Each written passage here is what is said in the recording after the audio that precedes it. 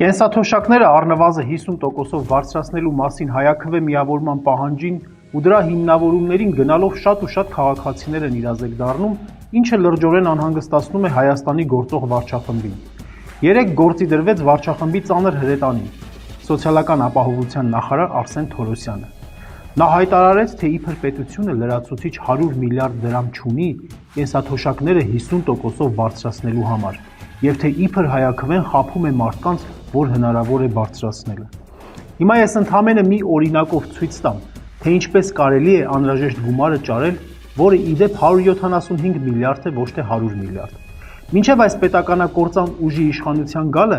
2018-ին պետական պարտքը պետությունը վերցնում էր միջինը 4.4%-ով, հիմա վերցնում է միջինը 7.5%-ով։ Արդյունքում, եթե 2018-ին պետական պարտքը սպասարկելու համար պետբյուջեից դուրս էր գրվում տարեկան 141 միլիարդ դրամ, ապա հիմա պետբյուջեից դուրս է գրվում 395 միլիարդ դրամ։ Հիմա խնդրում եմ այս թվերը դրեք իրար կողքի ու մտածեք, իսկ հնարավոր չէ պետական պարտքը ճիշտ կառավարել, փողերը չմսխել, մի քիչ էլ շնորհք ունենալ ու ցածր տոկոսներով պարկ վերցնել։ Այդ դեպքում ինչքան փող կտնտեսվեր։